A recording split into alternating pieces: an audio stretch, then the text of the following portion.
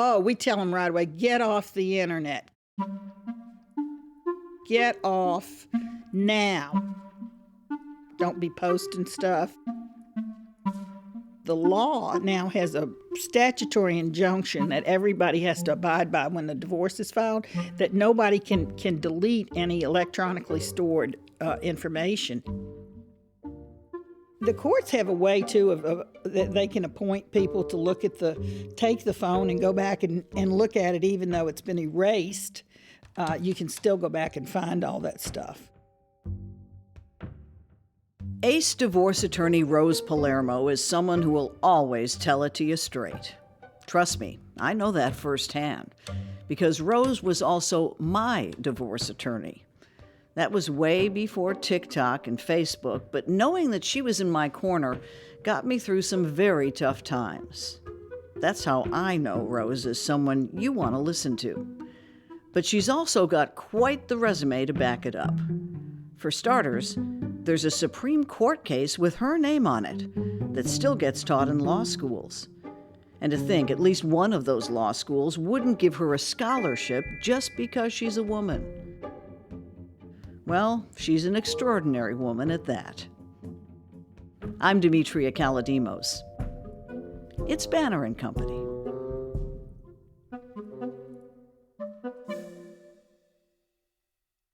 Rose, you and I have a unique relationship, and I'm sure all of your former clients feel that way. I feel like we were in a foxhole together. We were. We really were. Do people tell you that? Yeah. You know, I get into situations with people when you get to know people's darkest, moments and thoughts and everything. It creates a bond with you. And most of my clients, I end up feeling like I've adopted them, And now that I'm a little advanced in age, a lot of my guy clients call me mama. Do they really? Yeah, a lot of them do. It's funny. My family still asks from time to time, how's Rose Palermo? Really? Isn't that Absolutely. wonderful? That is so nice. Because they felt that I was in really good hands at a hard time. Well, thank you. I'm still at it, and I'm still doing that same thing for other people, but at least I try to. Do you ever see folks who have reconciled Very. and you feel you know too much? Yes. It's rare that they reconcile. And I will tell you that one of the things that I've really started to be bothered about are these prenups. Prenup is the new thing. I mean, everybody's doing prenups. And I think in a lot of cases they're warranted. For instance, if you've been married before and you've been married a good while and you split your assets and you have kids by the first marriage, you're getting married to somebody else, you ought to do a prenup because that was your first responsibility. But then if you're a young couple that's just starting off together and then all of a sudden one of them just is making a ton of money and the other one isn't, I have a case right now that I'm doing that I'm so distraught about it. I didn't even sleep good. The guy is an NFL player, and I mean a big time NFL player, not a Titans guy, but anyway, big time NFL player. He's got a massive contract, and the prenup that they're wanting this, and she's a young woman. They've been together for 4 years from college, and First marriage for both? Yes, no children, first marriage. And what they're offering her is so offensive. And then the wedding is planned very soon, and so she's going, I feel like I just go on and do it. I'll go on and sign it. And I've got such a bad feeling about even enabling it. You know what I'm saying? I just feel like this is terrible. So do you think they can curse a relationship? I think sometimes they can. I had a client one time who had a prenup the first time, and then he got divorced, and then he was marrying somebody else, and this woman was clearly a gold digger. I mean, you could just tell it, and we were all trying to get his managers, and all of us were trying to get him to do a prenup. And he said, "No, I'm not going to do it. I think it it curses the marriage." So I said, "Well, this is not going to last. We hope you understand that. And then, no, you're wrong, blah, blah. 6 months later, Wow. he calls me from a tour bus somewhere and says, well, I know y'all were taking bets on how long this was going to last. What number did you have? And I said 6 months. And he said, you're the winner. Oh, okay. Let's back up a little bit. Way back, before you were one of Nashville's top divorce lawyers. Tell me the story of how you wound up at Vanderbilt and where you didn't go to law school. So my family moved at some point to Shreveport, Louisiana, which one of my uncles had a restaurant there. And so my dad went up there to work in the restaurant. And I was still going to school in New Orleans, finishing high school. I stayed with my grandmother. So when I graduated, they had a private Methodist college, a little liberal arts school called Centenary College in Shreveport, Louisiana. Good school, small. And they always awarded a scholarship to the senior who graduated with the highest ranking in the history department and to law school at Tulane. So I was the winner.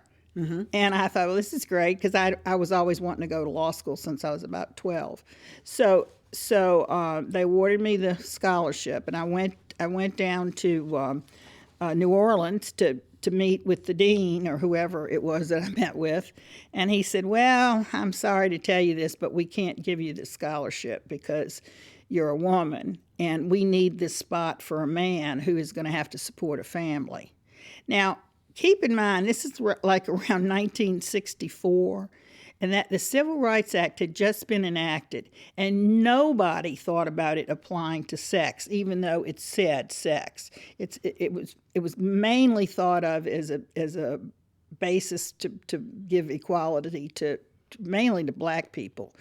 And so nobody thought about that sex was also in there. I didn't think about it, and I went, well, I'm not going to get that scholarship. So I went back to school, and then Vanderbilt had sent the assistant dean on a recruiting trip to different schools around the country to recruit people. And he asked me about what I wanted to do, and I told him the Tulane story. And he said, well, I can't offer you a scholarship the first semester, but if you come to Vanderbilt, if after your first semester, if you do well, I'll give you a scholarship. I'll guarantee you'll get a scholarship. So I went at the first semester. I ended up being second in my class the first semester. And so I went to his office and I knocked on the door. I said, was that good enough? He said, yes, it was. So I had a tuition scholarship for the rest of the way at Vanderbilt. Now, keep in mind, there were like 7 or 8 women in the whole law school. I was going to say, law, 1960. 65. I was in 65 to 68, yeah. There were like seven or 8 women in the whole law school. And you say you had been interested since 12. Yeah, since what about caused 12. that? What sparked that? This sounds so stupid, but Perry Mason. No, I have interviewed judges who told me that it was Perry Mason. And I would watch Perry Mason, and I would go, this is really good. And I will say this about the Perry Mason: they're rerunning them now all over the place, and my husband and I watch them because the Perry Mason shows were so realistic in a lot of ways, like the way they conducted the courtroom and the way the objections were made and the various things. They were more realistic in the way real law is than, say, Matlock, who really I kind of model myself after Matlock. My husband says I'm more Matlock than Perry Mason. But that was really a big influence on me. And I thought, well, that's what I want to do. So I just never thought about doing something else. You had some other big names in your law school class, didn't you? Yes, I did. Drop a few. Sissy Daughtry, Martha Craig Daughtry. She actually started in the class two behind me. She was in with my husband's original class. She got married and had a baby, and so she had dropped out for a couple of years, and then she came back in my class. And then I also had a woman named Jane Ann Woods, who ended up being the commissioner of revenue for the state eventually. But Sissy turned out to be the first Supreme Court justice in Tennessee, and then later got appointed to the Sixth Circuit Court of Appeals, which is the Court of Appeals, for people who don't know, is like one drop below the Supremes. I mean, you go from there to the Supremes. So Sissy and Jane Ann and I and two other women were in our graduating class. And I will tell you a little story if you got time. I don't know how long I have to talk, but this is kind of funny. Another good friend of mine now is federal judge Aleda Trauger, who's marvelous. Brilliant, and yeah. Aleda went to Vanderbilt several years after I did, and she got to telling the story one night about how her class, now at that point they probably had 25 or 30 women in her class, had staged a coup and took over the men's bathroom at the law school because there were no women's restrooms there. You had to go all the way downstairs, all the way out to the hall, almost to Underwood Auditorium to go to the bathroom. So there was, and they had a little entry room, and we had a little couch, kind of like I'm sitting on now, and a couple of chairs, and that's where all the women would go. You know, that was our meeting room, but that was the only restroom we had. And they had a staff women's restroom where the women who worked for the offices they would not let the women students go. So Aleda told me the story about how they overtook the men's bathroom and they literally took the men's sign down and put women's sign down. So that was like in 70. That was in the 70s, probably about mid-70s when that happened. So when she was telling that, I said, well, I'm glad to hear that, because when I was at Vanderbilt, and God bless them, I love them to death because they got me where I am today, but I will say that back in 1965 or 66, they didn't have any women's restrooms either, and I was on the Law Review, and that's like a prestigious journal that law schools do. So I was on the Law Review as the only woman on the Law Review, and the guy who was the head of the Law Review told me that, well, occasionally we have a woman on the Law Review. There's a spot that we occasionally have a woman on, and the spot for the woman is to make the coffee for the Law Review staff. Now, this sounds weird coming from New Orleans, but I don't drink coffee, number one. I never was a coffee drinker. Never have. So I said, well, I don't drink coffee, number one. And number two, there's no place for me to wash this coffee pot. And it was one of those big old percolators, like you see on, weddings and stuff. And so I said, I don't drink coffee, and I don't have a place to wash the coffee pot. So I'm not washing the coffee pot. And if that means I can't be on the Law Review, then give the spot to somebody else who's willing to make the coffee. So bless his heart, Bob Covington, who was the advisor, he was a professor at Vanderbilt. He was the advisor for the Law Review. He came to talk to me, and he said, Rose, you don't realize you just can't toss that away. That's so prestigious. I said, well, how prestigious can it be if my role is to be making coffee? And I keep in mind now, I am still not thinking the Civil Rights Act of 1964 and it applying to women. I'm just thinking, this just isn't right, and I'm not doing it. So he begged me to come back. He said, please, you won't have to make the coffee. So I did go back, and I did. I have a little certificate on my wall. It says member of the Vanderbilt Law Review. So I did end up doing that. So when Aleda Trauger told that story not too long ago about them taking over the bathroom, I went, yay, finally.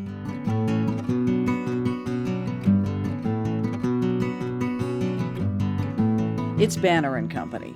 I'm Demetria Kalodimos, and we'll be right back. If you're interested in building a more thriving and inclusive community by turning thoughtful generosity into positive change, Well, you might want to know about one of our sponsors here at Banner & Company, the Community Foundation of Middle Tennessee. It matches compassionate givers with worthy causes in ways that benefit all of us. Check them out at cfmt.org. So there you are, studying the law and knowing in your heart that you are being discriminated against. Yeah. How come you didn't right then and there write something up? I just didn't do it. I mean, I just went ahead and I thought, okay, you do what you got to do to get, to get somewhere. And I never really bowed down to anybody. But I didn't actually, at that time, people weren't waving flags. And you got to remember, there were so few women there. Yeah. By that time, as I was progressing on, Sissy got a job with the district attorney's office. And Jane Ann, eventually, her husband was in politics, and she got to be the first woman commissioner of revenue for the state of Tennessee. So things were inching along. And also, she was not in my class, but I think she went to the Nashville School of Law, was Muriel Robinson. Mm-hmm. And y'all might know who she is. She was my judge. Yes. Muriel Robinson was, she finished, I think, law school the same year I did from the Nashville School of Law. And she's my age. And we were the kind of two women walking around the courthouse because you didn't have women lawyers and they weren't walking around the courthouse. And so Muriel and I got to be friends. We were pregnant at the same time, and we were all getting these stares, from people wondering, what are you pregnant women doing walking around the courthouse? Some of them didn't even realize we were lawyers. But so Muriel really paved the way for women, and she was an outstanding judge, and a very diplomatic person too. She was not a flag waver either. I have to say, I really never was a flag waver.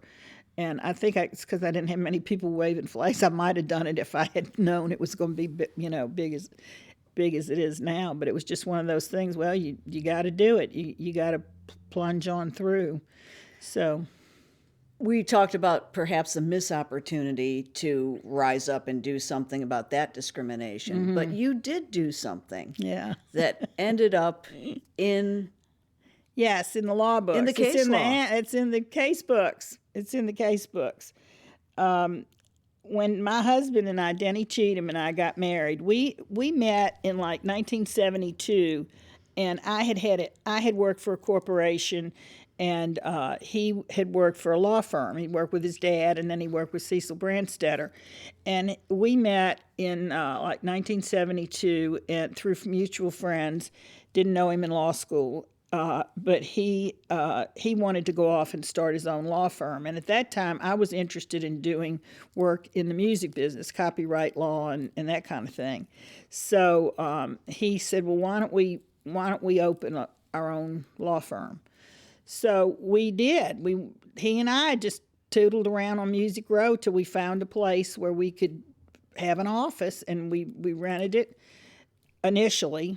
A couple of years later, they sold it to us, but initially we rented it, and we just started doing our law practice. And I was doing work from people in the music business. I was negotiating recording contracts and management contracts and doing copyright registrations and all those kinds of things. And then he was doing whatever else came in the door.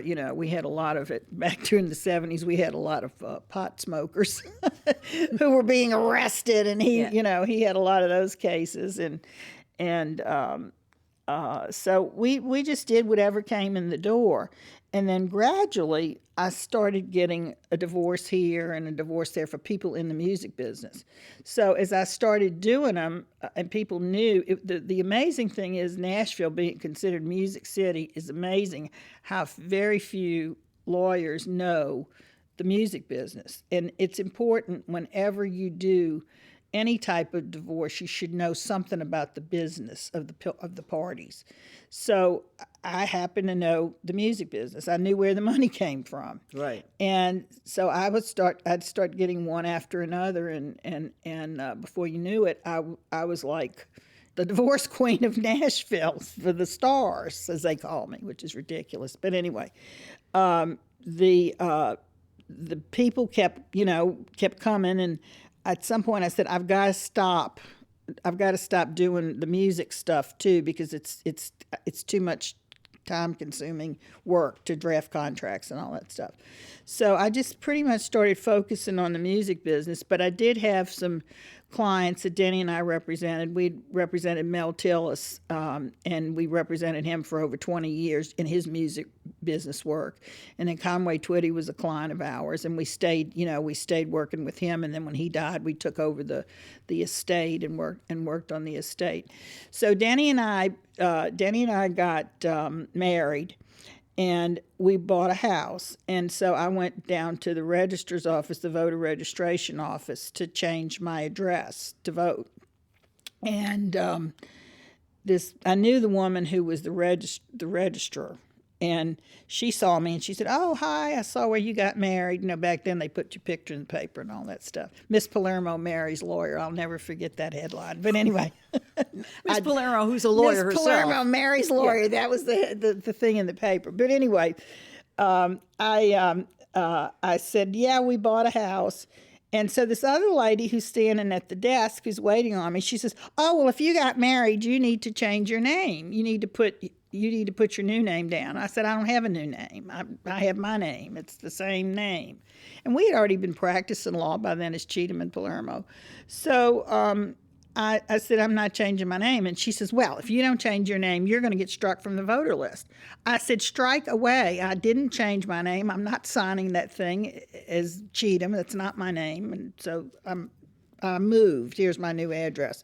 The next day, I got a postcard. It wasn't even a letter. It was a postcard in the mail telling me I had been struck from the voter list because, and these are the exact words, I'll never forget them. "You have married and or changed your name, so you can no longer vote." So I called Sissy, Jane and Jane Ann, and I said, "Okay, you geniuses, y'all the ones told me at the wedding don't change my name." So now what am I going to do? So they ended up filing a lawsuit in Chancery Court here in Nashville to declare that I didn't have to change my name, that the woman, had a right to keep her own name. So it was a success. Chancellor Ben Cantrell was. I remember he's still around. Ben, if you're listening, thank you. He was the chancellor at the time. He said that I had a right to keep my name, and the state appealed it to the Supreme Court. Yes, the state appealed it. That's how it got to the Supreme Court, because they appealed it. So fortunately, Justice Joe Henry, who will go down as probably one of the best justices we've ever had on the Supreme Court, got the case. And he knew Denny's family because they were all from Giles County, and Denny's daddy was a lawyer in Giles County, and they knew everybody.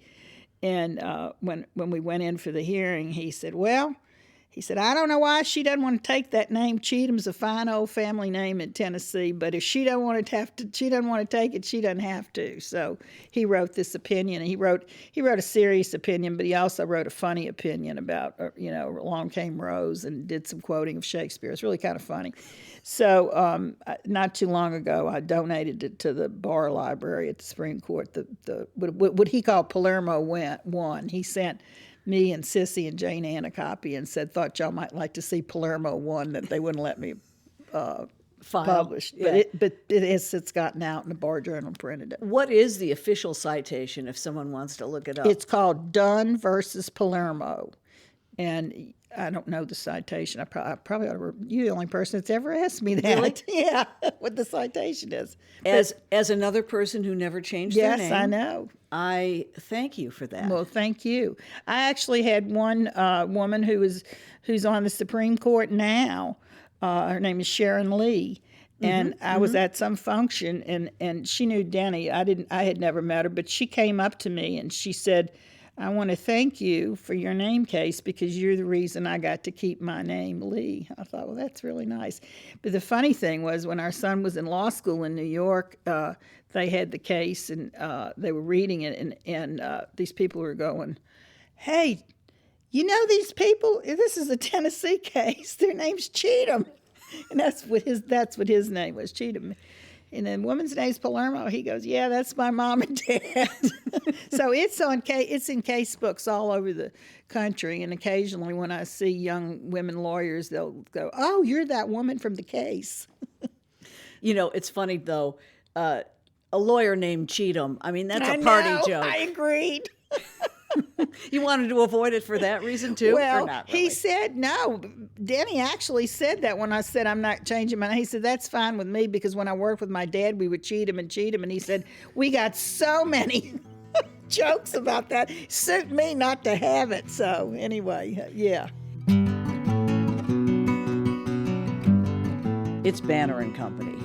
My guest is the infamous divorce attorney, Rose Palermo. We'll be right back.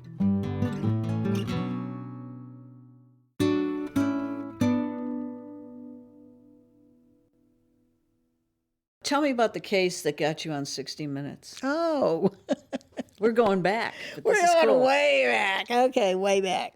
This was back in my music days when I worked in the music business mostly and didn't do divorce.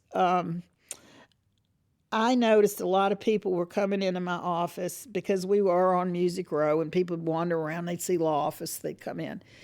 I'd have a lot of these people that, I mean, they'd be from like Indiana or Georgia, someplace. They'd come in and they'd say, I paid so-and-so, $5,000. They were going to put a record out on me and I can't get them to, they won't do the record and they won't answer my calls. And it was really sad because a lot of these people really did not have much money. So I kind of started... Or maybe talent. Yes, and most of the time no talent. So they had a group of people who were in the music business, called themselves in the music business back then, who did what was called custom records. That means that you could go in and say, hey, I want to make a record of myself singing because I'm going to I play at the karaoke club on the weekends and I want to sell my songs. So they had a legitimate business, some of these custom record people. But what happened was you got these really crooks that were telling people, oh man, you are really talented.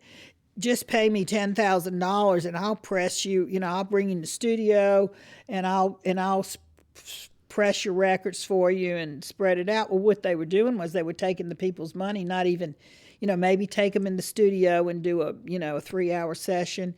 And then they'd never hear from them again. They wouldn't put their records out. They wouldn't do anything. So I got really concerned about that because I filed lawsuits for several of these women and these men. It was both men and women. And I might say men probably got taken more than women did. But they would have no way of getting their money back. So we filed lawsuits against several of these people. And we got judgments against them, but the problem was you couldn't collect it. You couldn't collect the judgments. So I had a friend, John Siegenthaler, who used to be with the Tennessean, and I think I called him one day and I said, y'all ought to start doing some stories about and make the public aware that there are these scammers out there because people are coming to predatory. Right, it was. So he sent Kirk Loggins to my office. The late and I'm Kirk going to get tears. Loggins. I'm going to get tears in my eyes. He sent Kirk Loggins to my office, and at the time Joan Hamner was working with me, and Joan and I met with Kirk, and he said, "Well, tell me about this music business stuff." So we told him what was happening. So he wrote a few stories about that in the Tennessean, trying to alert people. And then somehow, I don't remember how 60 Minutes got a hold of it, but a producer from 60 Minutes called me and said that they wanted to come down and do a segment about these ripoffs in the music business.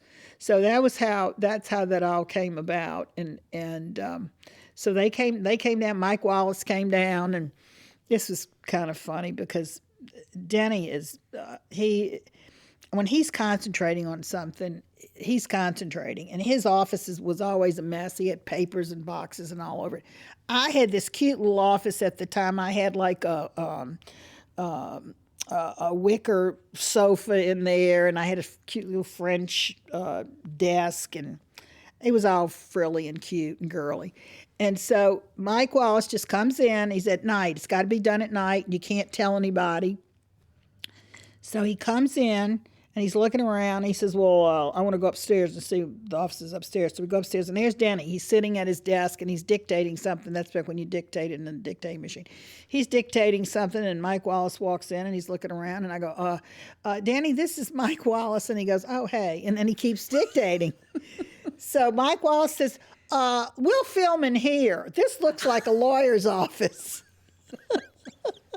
So did you film So I said, and Danny's still sitting there dictating. And I said, Danny, Mike would like to film in here. And Danny goes, well, I'm working. I said, well, can't you pick up your dictating machine and go downstairs just for a little while? They won't be here, long. So anyway, the if you ever see the 60 Minutes spot, the office that it's recorded in is in my husband's office, not mine. Mike did not approve. Then I immediately got rid of the wicker furniture and and a big desk. I got a big desk. Was Mike tough as nails, or was he Yeah, nice? he was pretty. The rest of the story is, so he interviews me, and then the next day he does his typical Mike Wallace move. He goes in unannounced to one of the crooks. Colonel Anthony? Yeah. Well, sir. And he charges in the office, and he goes, this is, I'm Mike Wallace, and I'm here to blah, blah, blah. So he's talking to this guy. This guy looked like Boss Hogg. I mean, he was the epitome of what you would think one of these crooks would look like. And he said, well, I understand you doing this. And the guy saying, no, I haven't done that. And I did not pay any client any amount of money and never have. I know that you haven't. And he said, well, Rose Palermo told me she's got judgments against you. And he says, Rose Palermo is a prolific liar. and so I'm about ready to go out to eat lunch with Kirk Loggins, whom I'm going to confess to that I had just done 60 Minutes because I was sworn not to tell him. And we're ready to go eat lunch, and the phone rings. Rose? Yes. Tom, how are you? Fine. How are you? Fine. Have Mike Wallace here in the office, and we're on an open speaker. And I said, I'll be right there. So I had no makeup on. I put on big dark sunglasses, Jackie O sunglasses, a trench coat. And I told Kirk, I said, take me to the Fair and Young building. And he's going, what's going on? I said, just take me over there. He said, it's Mike Wallace here. I said, just take me over there. So I had grabbed all my judgment papers that I had them on my desk from the night before, and I bursted in the office. Well, here's Rose Palermo. I said, here, show him these. Ask him what this is. It was just so 60, but none of it was staged, I have to tell you. It was for real. For real. And so anyway, he shows him the papers. He says, well, Papers don't lie. That's right. Papers don't lie. and the guy finally admits he's a liar. And, it's a hoot. Well, this has been a treat for me. Well, for me too, Demetria, because I remember you from the day you came in my office.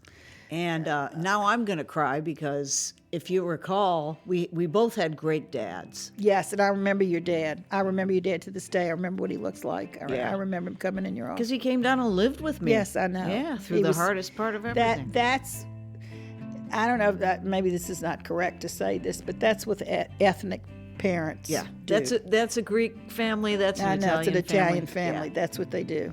And I remember you telling me, this is totally normal. I was almost apologetic. Like, this is my dad, and he's Yeah. going to be with me. And you were like, I Bring- get it. Right, totally. I'm always real pleased. I have some clients who are from India, and their parents are usually very opposed to anybody getting a divorce or whatever. And one little girl said to me one time, she said, my dad wants to come in and meet you. And I said, oh, bring him in by all means, so that he can have some sense of who's taking care of you and the fact that his daughter is in good hands. So Absolutely. I always welcome the parents to come in. I love you. Love you too.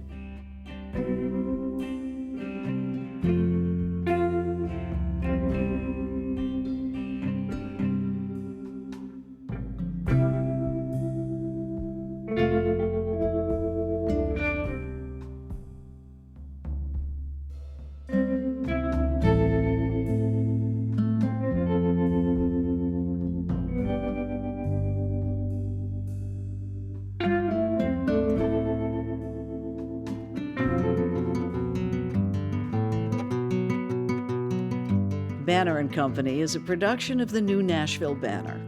Our producers are Steve Harouche and Andrea Tudhope. Original music by Verlin Thompson. Subscribe wherever you get your podcasts or go to NashvilleBanner.com. You're in good company.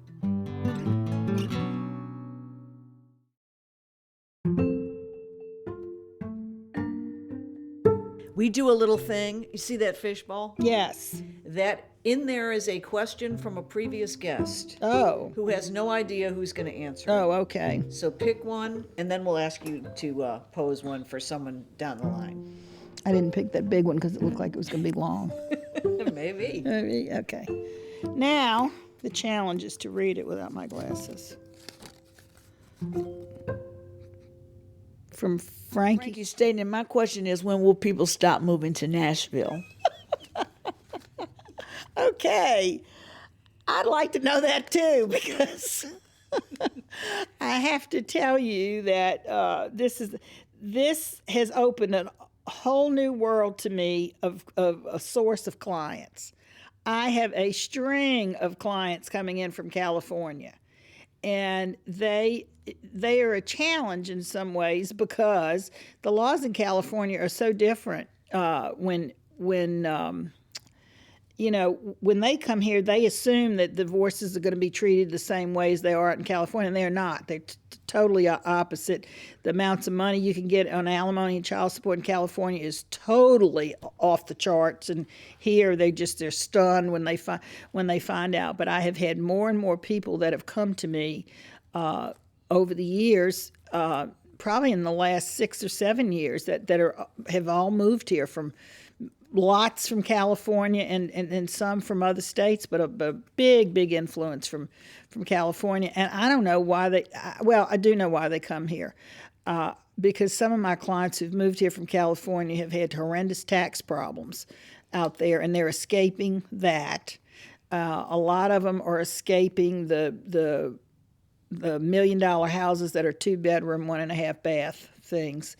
So they're finding that they're having good purchase. They think good purchases here with their money, that they're getting a better deal with their money, which causes them sometimes to way overpay for stuff. But I think as long as they see this as kind of the promised land, or they're gonna keep coming. I don't see an end to them coming. And in a way, I guess it's been good for my business, but. But in another way, I don't go downtown anymore. I've lived in my same house for 30-something years, and I don't plan on moving. Stay right in my little Green Hills area.